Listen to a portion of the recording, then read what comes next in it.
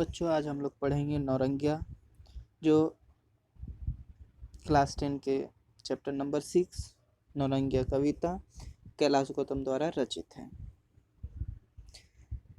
हम लोग कविता की तरफ बढ़े उससे पहले थोड़ा सा कैलाश गौतम जी के बारे में जान लेते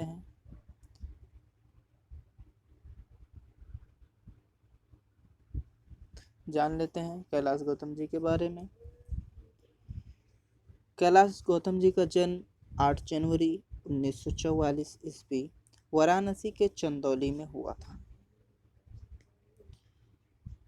उन्होंने एमए और बीएड की शिक्षा प्राप्त की थी। उनकी लेखनीय भाषा हिंदी की खड़ी बोली है। उनकी लेखनीय भाषा हिंदी की खड़ी बोली है। बहुत ज़्यादा है, एक मिनट। उनकी लेखनीय भाषा क्या है? हिंदी की खड़ी बोली है। शिक्षा एमए बीएड की शिक्षा उन्होंने प्राप्त की है।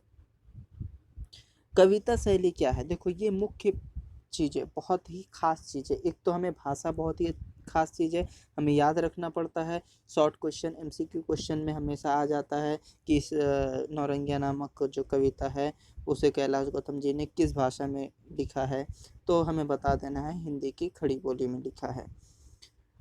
कविता शैली क्या है, ये भी थोड़ा सा इम्पोर्टेंट होता है। इनकी कविता शैली है ग्राम्य संस्कृति। क्या है? ग्राम्य संस्कृति। ग्राम्य संस्कृति का मतलब क्या होता है? ग्राम्य संस्कृति का मतलब होता है गांव देहात की संस्कृति। यानी गांव की संस्कृति हमेशा लोगों की संस्कृति क्या होती है? मेहनत करना, खेती किसानी करना, और जो खेती किसानी से जो पैसे आते हैं उससे ही घर संसार चलाना, सारा खर्च चलाना पड़ता है। तो इनकी मुख्यतः जितनी भी कविताएं होती हैं, सभी कविताओं में ग्राम की संस्कृति के बारे में ही चर्चा की जाती है।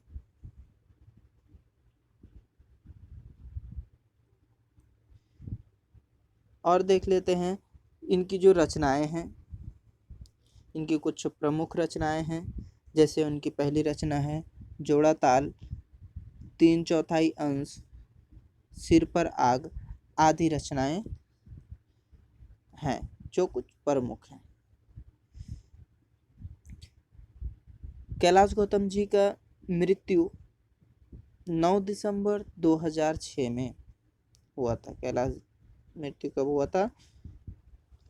9 दिसंबर 2006।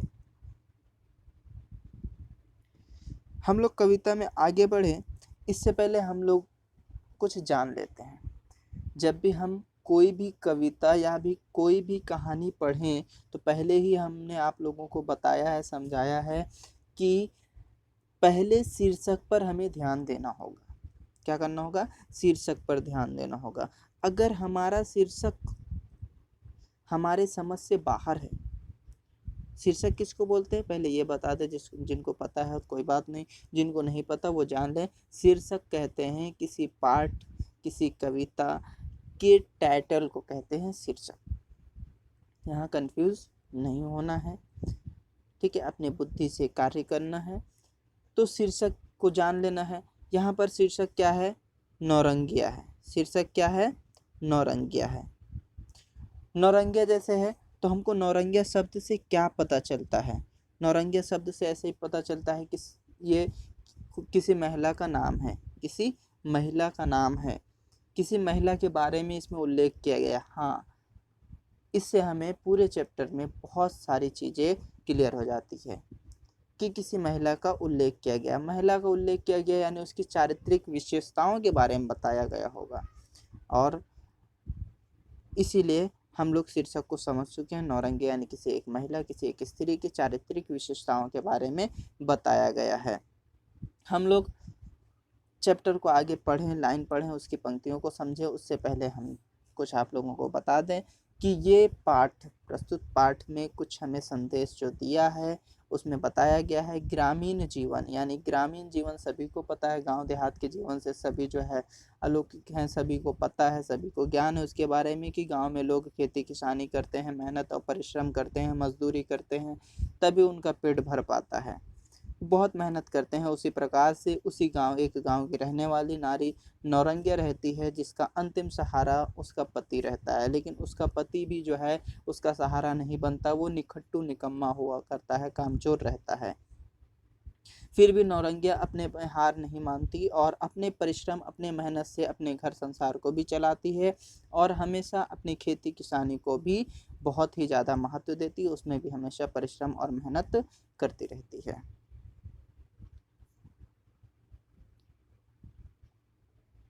यही संदेश हमें मिलता है। अब हम लोग चलते हैं पंक्तियों पे। पंक्तियों पे हमें थोड़ा सा ध्यान देना होगा, एक एक पंक्ति को पढ़ेंगे और उस पर ध्यान देंगे। देवी देवता नहीं मानती, छक्का पंजा नहीं जानती। क्या बताया गया? देवी देवता नहीं मानती, छक्का पंजा नहीं जानती, ताकतवर से लोहा लेती, अपने बूते करती खेती, मर्द निकट्टू जन खा जोयला, लाल न होता ऐसा कोयला, उसको भी वह सांस जीती, संग संग खाती संग संग पीती, गांव गली की चर्चा में वह सुर्खी सी अखबार की है, नौरंगिया गंगा पार की है। हम लोगों ने पंक्ति को पढ़ा, देखा। अब हम लोग एक एक लाइन पढ़ेंगे, उसके वर्ड उसके मीनिंग को समझते हुए चलेंगे। सभी को पता होना चाहिए, सॉरी नीचे कर लेते हैं, दिख नहीं रहा है। सभी को पता होना चाहिए, देवी देवता पता है। देवी देवता किसको बोलते हैं? ईश्वर को, यानी ईश्वर उपासना, ठीक है। नहीं मानती, यानी नौरंगिया एक ऐसी स्त्री है, इसमें कैलाश गौतम ने नौरंगिया गंगा पार की रहने वाली नौरंगिया नामक स्त्री के बारे में उल्लेख किया है, उसकी विशेषताओं को बताया है और बोलते हैं कि देवी देवता नहीं मानती, छक्का पंजा नहीं जानती। नौरंगिया वो क्या नहीं करती? देवी देवता को नहीं मानती, वो ईश्वर भक्त नहीं है, वो किसी प्रकार की पूजा पाठ नहीं करती, किसी तरह की पूजा पर विश्वास नहीं रखती, लेकिन वो छक्का पंजा भी नहीं जानती। छक्का पंजा का अर्थ होता है चालाकी या धोखेबाजी। वो एक साधारण महिला है, एक सीधी सादी महिला है, वो किसी प्रकार की छक्का पंजा को नहीं जानती, किसी तरह की धोखा धड़ी नहीं जानती, वो सभी के साथ अच्छे से पेश आती है, सभी के साथ अच्छे से पेश आती है और सभी के साथ मेल मिलाप से वो रहती है। अगले लाइन में बोला गया, ताकतवर से लोहा लेती। ताकतवर से, ताकतवर का मतलब क्या होता है? सभी को पता होना चाहिए, शक्तिशाली। लोहा लेना, यहाँ पर मेन जो शब्द है वो क्या है? लोहा। लोहा का अर्थ क्या होता है? हम लोहा का अर्थ मेटल नहीं समझेंगे, क्योंकि यहाँ लोहा का अर्थ होता है मुकाबला करना। लोहा लेती यानी वो मुकाबला करती थी, तो किससे मुकाबला करती थी? ताकतवर से लोहा लेती, यानी ताकतवर के साथ वो लड़ती थी, उसके साथ उसका मुकाबला रहता था। अपने बूते करती खेती, अपने बूते, बूते का मतलब होता है अपने बल पर, अपने ताकत से। यहाँ बूते का मतलब भी क्या होता है? बल। तो बोला क्या गया कि अपने बूते करती खेती, उसमें जितनी बल है, जितनी ताकत है, जितनी क्षमता रहती थी, उसी क्षमता से वो अपने पूरे काम को पूरा करती थी, खेती करती थी, खेतों में अनाज उगाती थी और हर तरह के परिश्रम करती थी। खेती का काम करना इतना आसान नहीं होता, वो भी एक महिला के लिए, वो महिला होकर भी खेती का काम करना, यानी इतने परिश्रम करती थी, इतना मेहनत करती थी। तीसरे लाइन में बताया गया, मर्द निकट्टू जन का जोयला। याद रखना, मर्द किसको बोला गया? यानी पति। किसका? नौरंगिया का पति। निखट्टू मतलब क्या होता है? निखट्टू का मतलब होता है आलसी। अगर आप बुक निकाले हैं अपने पास तो लिखते जाएं। निखट्टू का मतलब होता है आलसी, जिसमें काम करने की भावना ना हो। कौन? आलसी, जो आलस करता हो, किसी काम करने की उसकी इच्छा ना करती हो, मन ना करता हो। जन का मतलब होता है निष्क्रिय और जोयला मतलब होता है कमजोर। जन का मतलब होता है निष्क्रिय और जोयला मतलब होता है कमजोर। तो उसका मर्द क्या है? निकट्टू था, कामचोर था, कमजोर था, निष्क्रिय था, वो किसी काम का नहीं था, किसी प्रकार की वो मदद नहीं करता था, अपनी स्त्री नौरंगिया का किसी तरह से सहायता नहीं करता था। वो अकेले परेशान रहती थी।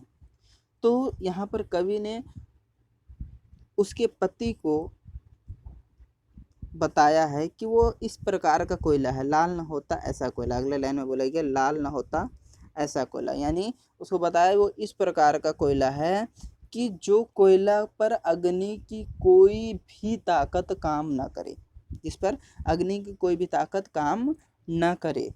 तो जाहिर सा बात है वो कोयला बेकार है, उस कोयले में कोई भी क्षमता नहीं है। तो वैसे ही यहाँ पर उसका मर्द है जो एकदम बेकार है, जिस पर किसी भी तरह का प्रभाव, किसी भी तरह का प्रेम, किसी भी प्रकार की कोई भी दबाव उस पर काम नहीं करता। वो एकदम कामचोर की तरह घर में बैठा रहता है, सिर्फ और सिर्फ खाने से मतलब रहता है। अगले लाइन में बोला गया उसको भी वह सांस जीती, संग संग खाती, संग संग पीती। इस चीज को ध्यान से देखना। बोला क्या गया, उसको भी वह सांस जीती। उसको जीना मतलब क्या, ऐसी जिंदगी जीना, परिश्रम की जिंदगी में जीना जहां पर उसके साथ उसका पति नहीं है, काम करता नहीं है, सिर्फ वो बैठकर अपने पत्नी के खर्च पर, अपने पत्नी के कमाई पर बस चल रहा है, खा पी रहा है। हालांकि वो कुछ भी काम नहीं कर रहा है, किसी प्रकार की सहायता नहीं कर रहा है अपने पत्नी की। फिर भी ऐसी अवस्था में भी उसकी पत्नी बहुत ही शान से उस तरह की जिंदगी को जीती है, उस तरह की जिंदगी को बहुत ही शान से जीती, स्वाभिमान होता है उसमें। संग संग खाती, उसके बावजूद भी वो अपने पति के संग संग रहती है, उसके साथ साथ खाती है और साथ साथ पीती है, मतलब हर तरह का मतलब उसका ख्याल भी रखती है।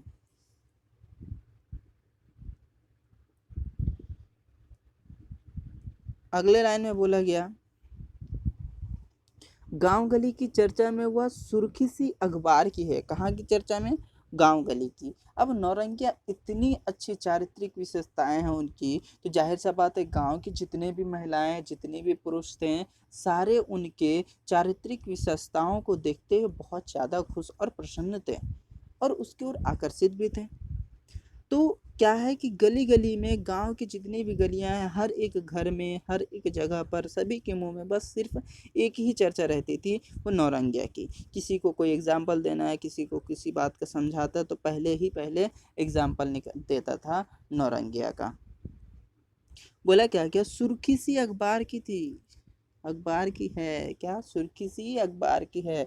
बताया गया सुर्खी सी, यानी जब हम लोग देखते हैं कोई बहुत खास खबर होती है अखबार में, समाचार पत्र में, तो उसे हमेशा समाचार पत्र के पृष्ठ पेज पर, यानी सामने वाले पेज पर उसे बड़ा करके एकदम छाप दिया जाता है। ठीक है, तो यहाँ पर भी क्या किया गया कि उसी प्रकार से कि कोई भी अगर किसी को कुछ समझाता, तो सबसे पहले क्या होता था, इस स्त्री का नाम सामने आता था। तो उस समय क्या होता था, इस स्त्री का नाम हमेशा सामने मुख पर आता था, लोगों को एग्जाम्पल दिया जाता था, इसके उदाहरण दिए जाते थे, उदाहरण देकर उसको समझाया जाता था कि अगर विशेषता हो तो इस महिला की तरह होनी चाहिए, इस स्त्री की तरह होनी चाहिए, नौरंगिया की तरह होनी चाहिए। फिर आखिरी लाइन में बोला गया नौरंगिया गंगा पार की है, यानी नौरंगिया गंगा पार के रहने वाले किसी एक गांव की है। उसी के बारे में, उसी की चारित्रिक विशेषताओं का वर्णन यहाँ कैलाश गौतम जी ने बहुत ही सुंदरता से किया है। उम्मीद है सभी को पहली बात समझ में आई होगी, क्लियर होगा। जिसको अगर ना क्लियर हो तो प्लीज़ कमेंट ज़रूर करना, और मैं कोशिश करूँगा कि तुम्हारे मतलब परेशानी, तुम्हारे जो क्वेश्चंस हैं, तुम्हारे जो प्रश्न होंगे, उनका मैं उत्तर दूंगा और उसे समझाऊंगा। तो हम लोग आगे बढ़ते हैं वीडियो के। बोला गया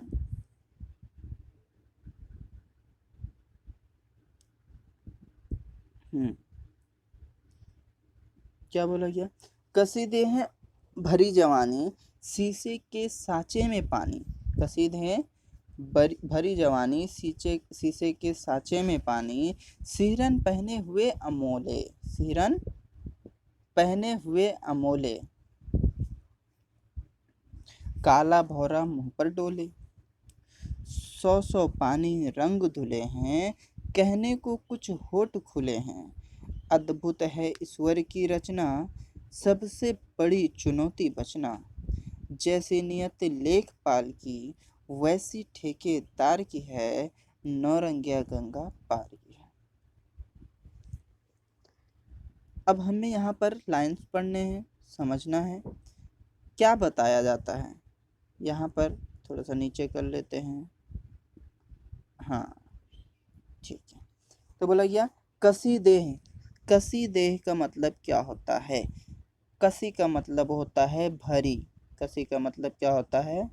भरी। देह का मतलब क्या होता है? देह का मतलब होता है शरीर।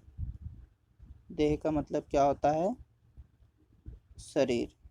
ठीक है। बोला गया कसी देह और भरी जवानी।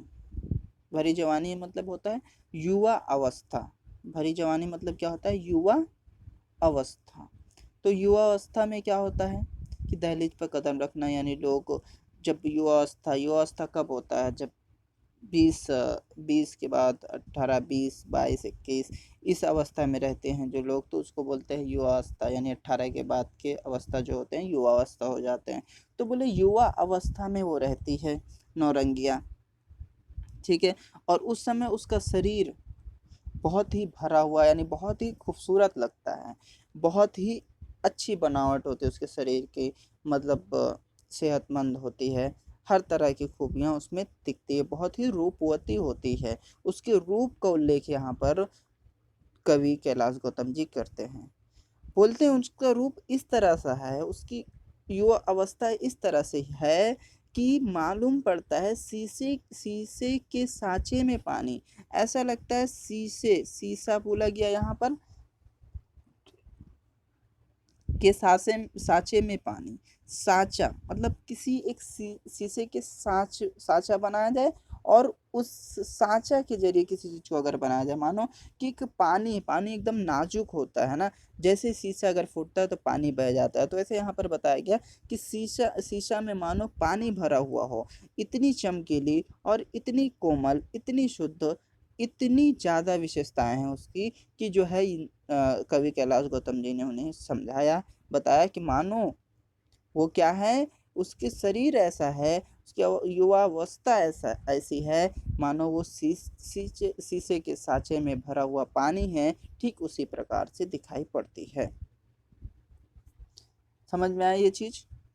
किसी को दिक्कत नहीं होनी चाहिए, कैलाश गौतम जी ने बताया। अगले लाइन में क्या बताया? बोला क्या? सिहरन पहने हुए अमोले। चलो पहले हम थोड़ा सा वर्ड जान लेते हैं। सिहरन, सिहरन का मतलब क्या होता है? एक मिनट। हाँ, सिहरन, सिहरन का मतलब क्या होता है? पता होना चाहिए सभी को। सिहरन का मतलब होता है कांपना। क्या होता है? कांपना। अमोले का मतलब क्या होता है? अमोले, अमोले का मतलब होता है आम का छोटा पौधा। आम का छोटा पौधा, इसको बोलते हैं अमोले। सिहरन का मतलब होता है, पता है, कांपना। अमोले, आम का पौधा। तो बोला गया कि वो नौरंगिया इतनी उत्सुक रहती थी किसी भी काम में, उसको जैसे ही कोई काम दिखाई पड़ता था वो उस काम को करने के लिए फौरन चली जाती थी। यानी उसके सामने कोई भी काम रह नहीं पाता था, उसे काम नजर आता था, वो बाद के लिए तो वो छोड़ती नहीं थी, वो फौरन काम के लिए उत्सुक रहती थी और काम को पूरा कर जाती थी। ठीक उसी प्रकार से, जिस प्रकार से अमूले आम की छोटी वृक्ष होते हैं ना, छोटे पौधे होते हैं, तो जैसे उसमें अगर हल्की सी भी हवा चलती है, हल्की सी भी हवा चलती है तो उसकी वजह से वो हिलने लगते हैं। हिलने लगते हैं यानी ऐसा दिखाया गया कि वो फुर्तीले हैं, जरा सी हवा में वो हिलने लगे हैं, जरा सी हवा में वो डोलने लगे हैं। बोला काला भौरा मुंह पर डोले। काला भौरा, काला का मतलब तो पता ही है रंग है, भौरा का मतलब होता है भौरा, जो एक प्रकार का कीड़ा है। भौरा क्या है? एक प्रकार का कीड़ा है जो भ्रमर करता है। क्या करता है? भ्रमर करता है, घूमता रहता है चारों तरफ। बोले मुंह पर डोले। किसके मुंह पर डोले? नौरंगिया की मुंह पर डोले, जाहिर सी बात है। तो चलो, बोला गया कि नौरंगिया की लटाएं इतनी ज्यादा लटकी हुई, खुली हुई थी, बिखरी हुई थी, उसे वक्त ही नहीं मिलता था, काम में इतनी मतलब व्यस्त रहती थी कि उसको समय नहीं मिल पाता था कि वो अपने लटाओं को भी बांध सके। उनकी बिखरी लटाएं उसके मुख के सामने लटक रही थी। ऐसा प्रतीत हो रहा था, ऐसा मालूम पड़ रहा था कि उनकी लटाएं नहीं बल्कि भौरा जो कीड़ा है वो उसके मुख के सामने भ्रमर कर रहा है, यानी घूम रहा है। अगले लाइन में बोला, सौ सौ पानी रंग धुले हैं, कहने को कुछ होठ खुले हैं। यानी सौ सौ पानी रंग धुले होना, सौ सौ पानी का अर्थ क्या होता है? चमकना, साफ या शुद्ध होना। चमकना, साफ रहना, शुद्ध रहना, ठीक है, साफ सुथरा रहना, उसको बोलते हैं चमकना। यानी सौ सौ पानी रंग धुले हैं, यानी वो बहुत ही खूबसूरत, बहुत ही रूपवती रहती थी, बहुत ही ज्यादा रूपवती थी, लोगों के नजरों में हमेशा वो छाई रहती थी। वो जिस तरफ से भी चली जाती थी, सारे लोगों के, हर एक मनुष्य की नजर सिर्फ और सिर्फ उस पर ही टिक जाती थी, सारे काम को छोड़ छाड़ कर। बहुत ही ज्यादा वो रूपवती और शुद्ध थी। कहने को कुछ होठ खुले हैं, कहने को कुछ होठ खुले हैं, और उसको कोई भी कुछ कहता या उससे कोई भी कुछ पूछता तो वो कभी मुख नहीं रहती थी। मुख रहना मतलब होता है कि बंद मुंह से रहना, यानी ना बोलना। तो वो कभी ऐसा नहीं होता था कि उसका जवाब ना दे, हमेशा वो फौरन ही जवाब देती थी, हमेशा उसका मुंह, उसका होठ हमेशा जवाब देने के लिए खुली रहती थी। अगले लाइन में देखा गया, अद्भुत है ईश्वर की रचना। क्या है? अद्भुत है ईश्वर की रचना। अद्भुत, अद्भुत का मतलब तो पता ही है सभी को, अनोखा होना। अद्भुत मतलब अनोखा। अनोखा है ईश्वर की रचना। ईश्वर की रचना इतनी अनोखी है कि एक स्त्री, और उसमें इतने सारे गुण, उसमें इतनी सारी गुण है, इतनी सारी विशेषताएं हैं, उनकी चारित्रिक विशेषताएं बहुत ही अच्छी है, बहुत ही ज्यादा है। वो रूपवती भी है, गुणवती भी है। सबसे बड़ी चुनौती बचना, लेकिन नौरंगिया के लिए सबसे बड़ी चुनौती थी उसको, उसका बचना। क्योंकि वो एक रूपवती थी, तो सारे लोग, हर एक मनुष्य गांव के जो रहते थे, हर एक पुरुष जो होते थे, उनकी नज़र उस पर टिकी रहती थी। तो उसकी सबसे बड़ी चुनौती थी कि उन पुरुषों से वो बच सके। सबसे बड़ी चुनौती क्या है? क्या था उसका? बचना। सुंदरता के कारण सभी उसकी ओर आकर्षित होते थे।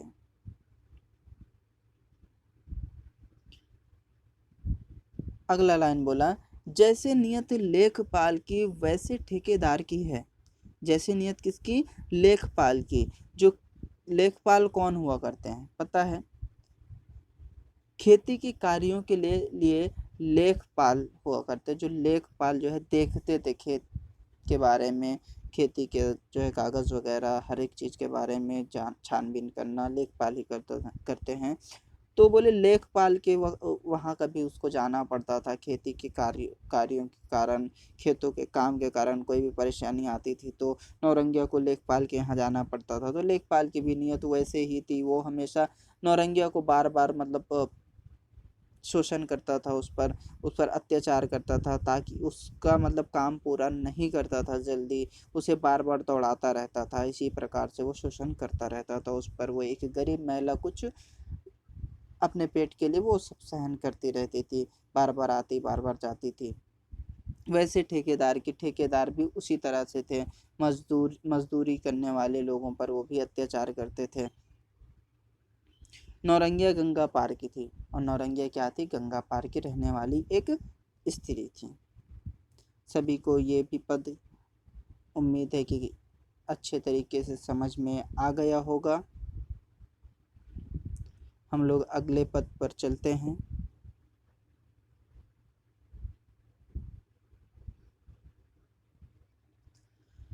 अगले पद में बताया गया,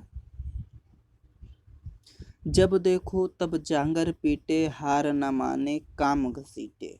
जब तक जागे तब तक भागे, काम के पीछे काम के आगे। बिच्छू गोजर सांप मारती, सुनती रहती विविध भारती।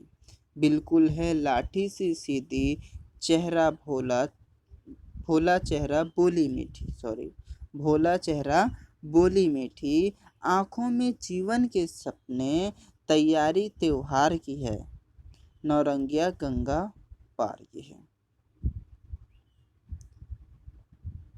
समझते हैं, यहाँ पर समझने की कोशिश करते हैं। एक एक लाइन बोला क्या गया कि जब तक जागे, एक मिनट तो नीचे आ गया, हाँ ठीक, बोला क्या गया, जब तक, जब देखो तब जांगर पीटे, जब भी देखो तब जांगर पीटे, जांगर पीटना, जांगर पीटना मतलब क्या होता है, क्या अर्थ होता है उसका, कुछ ना कुछ करते रहना, क्या, कुछ ना कुछ हमेशा करते रहना, उसको बोलते हैं जांगर पीटना। हार न माने काम घसीटे, हार न माने मतलब हार ना मानना, काम घसीटे मतलब क्या होता है, काम घसीटे, एक के बाद एक काम करते रहना, उसको बोलते हैं काम घसीटे। यानी जब भी कैलाश गौतम जी कहते हैं कि नौरंगिया गंगा पार की रहने, गंगा पार की किसी एक गांव की रहने वाली महिला स्त्री, उसके बारे में उल्लेख करते हुए कहते हैं कि जब भी उसे देखो हमेशा वो काम में व्यस्त रहती है, कुछ ना कुछ करती ही रहती है, हार न माने काम घसीटे, वो कभी हार नहीं मानती, यानी हार नहीं मानना मतलब कभी थकती नहीं है, कभी पीछे नहीं हटती, काम घसीटे, हमेशा वो काम, एक पर एक काम, एक के बाद दूसरा काम, दूसरे के बाद तीसरा काम, जो भी काम उसके सामने आता रहता है सारे काम को वो करती हुई चली जाती है। अगले लाइन में बोला जब तक जागे तब तक भागे, क्या बताया गया, जब तक जागे, जागे मतलब क्या, जागे रहना, भागे मतलब भाग दौड़ करना, मेहनत करना, जब तक जागती रहती है तब तक वो भागती रहती है, काम के पीछे, काम के आगे, किसके पीछे, काम के पीछे। यहाँ पर जो काम बताया गया, काम क्या होता है, कौन सा काम, गृहस्थी संबंधी काम, यानी घर के संबंधी काम, घर में बहुत सारे काम होते हैं, खाना पकाना, घर का साफ सुथरा करना, कपड़े धोना, पति को देखना, सारे काम को, तो बोले काम के पीछे, काम के आगे, काम के पीछे, पीछे का मतलब होता है साथ साथ, पीछे का मतलब क्या होता है, साथ साथ, काम के साथ साथ, ठीक है, काम के आगे। और कभी ऐसा होता है कि काम के आगे यानी काम के पहले हमेशा वो रेडी रहती है, यानी हमेशा वो काम में ही व्यस्त रहती है। बोले बिच्छू गोजर सांप मारती, वो क्या करती, बिच्छू गोजर सांप मारती, सभी को पता है ये जहरीली जंतु होते हैं और इससे लोग बहुत ज़्यादा डरते हैं, यहाँ तो पुरुष ही डरते हैं। ये नौरंगी ऐसी स्त्री थी जो बिच्छू गोजर सांप इस तरह की जहरीली मतलब जंतुओं से नहीं डरती थी, उसे भी वो मार देती थी, उसे भी वो नष्ट कर देती थी। सुनती रहती विविध भारती, अगले लाइन में को क्या बोला गया, विविध भारती, सुनती रहती विविध भारती।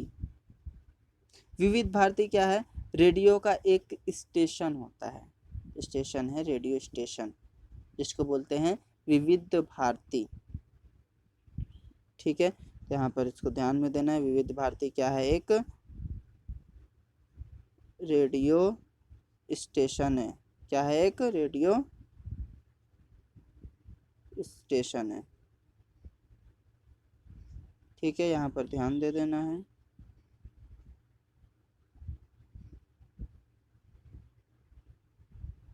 हो गया यहाँ पर क्लियर, रेडियो स्टेशन। बोला बिल्कुल है लाठी सी सीधी, अगले लाइन में क्या बताया गया, बिल्कुल है लाठी सी सीधी, किसके तरह, बिल्कुल लाठी सी सीधी एकदम, यानी लाठी सी सीधी कहने का मतलब क्या, लाठी सी सीधी कहने का मतलब उसका स्वभाव एकदम सीधा है, स्वभाव से बहुत ही सरल है, किसी से ना लड़ना, ना किसी से झगड़ना, ना किसी की बुराई, ना किसी के लड़ाई में रहना, सभी से हंस खेल कर बातें करना, सभी के साथ मिलकर रहना, इसीलिए उन्हें कैलाश गौतम ने क्या बताया नौरंगिया को कि वो बिल्कुल लाठी से सीधी है। भोला चेहरा बोली मीठी, चेहरा भी एकदम मासूमियत भरी चेहरा है, भोला है, रूपवती है, रूप दिखता है, चमकता रहता है चेहरा, बोली उसकी मीठी रहती है, सभी से वो मीठी बोली, अच्छी बोली, प्यार से बोलती है, किसी से झगड़े या फिर किसी से कर्कश बोलियों में बात नहीं करती है। आंखों में जीवन के सपने तैयारी त्योहार की है। क्या बोला, क्या आंखों में क्या है, जीवन के सपने, जीवन के सपने यानी हमेशा उसके जीवन को के आगे के सपने दिखाई देते रहते हैं, कैसे जीवित रहना है, किस तरह से अपने जीवन को सजा कर जीना है, किस तरह से जीवन में उसको काम करना है, उसे मेहनत करनी है, परिश्रम करना है। हमेशा उसका स्वप्न यही रहता है जीवन प्रदान में, जीवन के अंत तक वो हमेशा यही सोचती है कि अपने सुंदर सपनों को बनाएं, उसको सजाते रहें। बोले तैयारी त्योहार की है, और हमेशा उसकी तैयारी क्या रहती है, त्योहार की तैयारी रहती है। कभी भी अगर त्योहार आ जाए तो उसमें भी वो भाग दौड़ करती रहती है, उसकी भी तैयारी करती रहती है। यहाँ तो दो काम उसके पहले से रहते थे कि गृहस्थ का भी काम करना, कार्य करना, खेती किसानी का भी कार्य करना, और अब जब त्योहार आ जाता है तब वो कार्य भी उसे ही करना पड़ता है, उसके लिए भी वो दौड़ती ही रहती है। नौरंगिया गंगा पार की है। नौरंगिया कहाँ की है, गंगा पार की रहने वाली एक स्त्री है।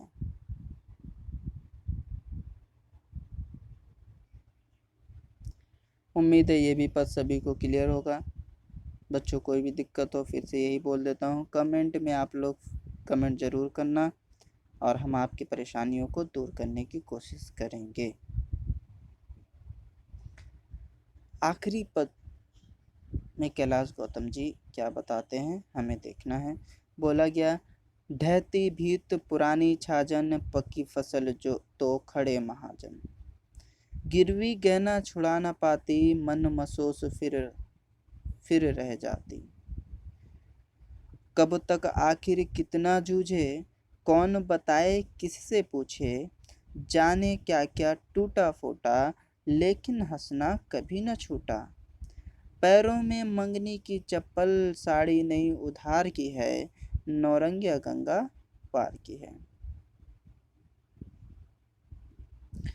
हम लोग अब देखते हैं यहाँ पर, बोला ढहती भीत।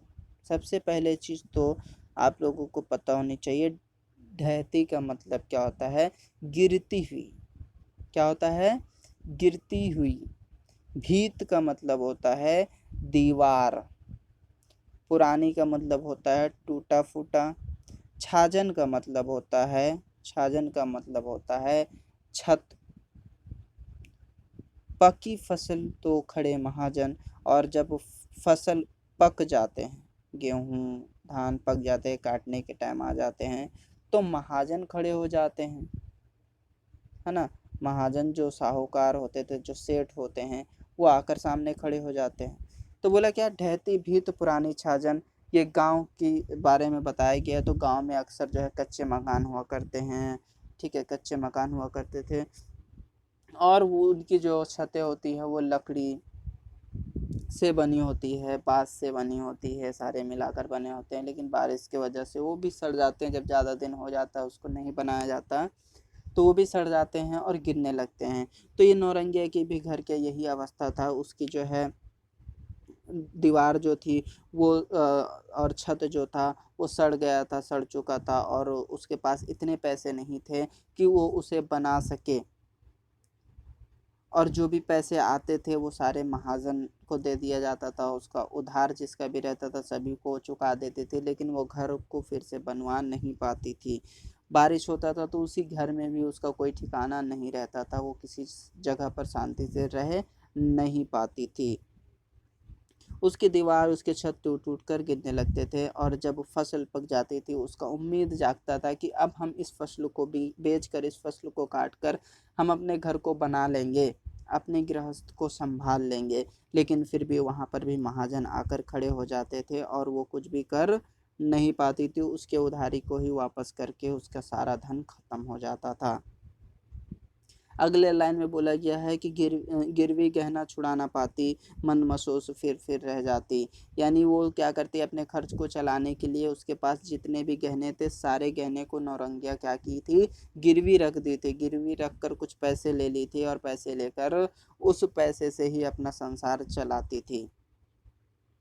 फिर वो सोचती थी कि अब जब फसल पकेगी इस साल, तो मैं जो है इस बार वो गिरवी गहना जो है उसे पैसे देकर उस गहने को मैं ले लूँगी और पहन लूँगी। लेकिन फिर भी वो ऐसा नहीं कर पाती, तो उसे बहुत ही ज़्यादा तकलीफ़ होती थी, मन में बहुत ही ज़्यादा पीड़ा होती थी।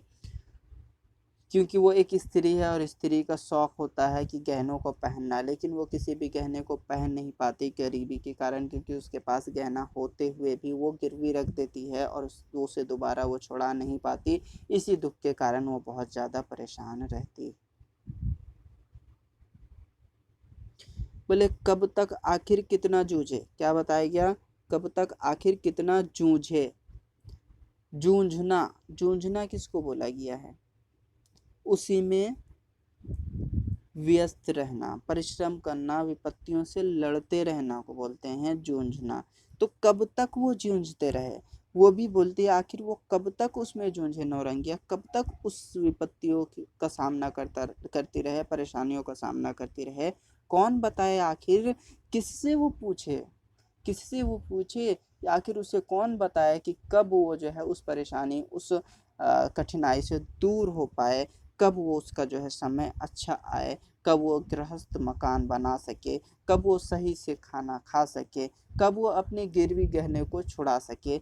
ऐसा कौन उसे बताएगा। वो तो ऐसी स्थिति में है कि उसे बस जितना भी कमाती है वो फिर से जितने उधारी रहते हैं सबको दे देती है। देने के बाद उसका हालात फिर पहले की तरह और कभी कभी पहले से बदतर भी हो जाते थे। बहुत ही परिश्रम करती थी वो महिला, बहुत ही मेहनत करती थी। जाने क्या क्या टूटा फूटा, अगले लाइन में क्या बोला गया, जाने क्या क्या टूटा फूटा। टूटा फूटा का मतलब क्या होता है, क्या क्या टूटा फूटा में बहुत सारे सपने टूट जाना। एक स्त्री थी तो स्त्री के होने का सपना होता है, बहुत सारे सपने होते हैं कि गहना पहनना, अच्छे कपड़े पहनना, अच्छे से सच समझ के रहना, यानी स्त्री होना, ना खेती में काम ना करना, घर गृहस्थ को संभालना, बस यही उसके सपने होते हैं। लेकिन उनकी ये जितनी भी सपने थी, जितनी भी खुशियाँ थी, सारे सपने जो है विषम परिस्थितियों, बेकार परिस्थितियों के कारण टूट जाते हैं, खत्म हो जाते हैं, एकदम खत्म हो जाते हैं सारे। हंसती रहती है फिर भी, बोले लेकिन हंसना कभी ना छूटा। इतनी परिस्थिति, इतने दुख आई, लेकिन हंसना कभी नहीं छूटा, हंसना कभी भी नहीं छूटा। वो कभी भी इन परिस्थितियों से रोई नहीं, कभी भी इन परिस्थितियों से घबराई नहीं, घबरा कर वो पीछे नहीं हटी, बल्कि हमेशा उससे लड़ती रही, हमेशा उन परिस्थितियों का सामना करती रही और हमेशा हंसती रही, उन परिस्थितियों के सामने हंसती रही, कभी भी परिस्थितियों के सामने अपने घुटने नहीं टेके, हमेशा वो मेहनत करती रही। पैरों में मंगनी के चप्पल, क्या बताया गया, पैरों में मंगनी के चप्पल, मंगनी मतलब मांगी हुई चप्पल है। पैरों में उसके पहनने के लिए चप्पल नहीं थे, पैसे नहीं थे कि वो चप्पल खरीद सके, तो नौरंगिया क्या करती थी कि मंगनी की चप्पल, किसी से गांव के किसी की चप्पल मांग लेती थी और मांग कर उसी चप्पल को पहने रहती थी। उसकी जब साड़ी चली जाती थी, साड़ी उसके पास नहीं रहती थी, खराब हो जाती थी, साड़ी फट जाती थी, पुरानी हो जाती थी, बहुत ज़्यादा घिस जाने के कारण अब वो उसे नहीं पहन सकती, तो साड़ी नहीं उधार की है तो नई साड़ी लाती है, और वो भी साड़ी कैसे लाती है, उधार में लाती है। तो नई साड़ी जो पहनती वो उधार की है। नौरंगिया गंगा पार की, और नौरंगिया कहाँ की रहती है, गंगा पार के रहने वाली स्त्री है, जो कि बहुत परिश्रम और मेहनत से अपना जीवन व्यतीत करती है, फिर भी उसमें मुस्कुराती रहती है, अपने कार्य को सही समय पर समाप्त करती है और बाद के काम को, पहले के काम को बाद के लिए नहीं छोड़ती, हर एक कार्य, हर एक काम को जल्द से जल्द करने की कोशिश करती है। मर्द निकट्टू होने के कारण भी वो अपने जीवन में खुश रहती है, उसको उसके मर्द से किसी प्रकार की शिकायत नहीं रहती है। कैलाश गौतम ने नौरंगिया के बारे में बहुत ही बेहतरीन, बहुत ही अच्छा स्वाभाविक चित्रण किया है। आप लोगों को सभी को समझ में आया होगा, नहीं आया तो कमेंट करना, वीडियो पसंद आया तो लाइक और फॉलो ज़रूर करना। धन्यवाद।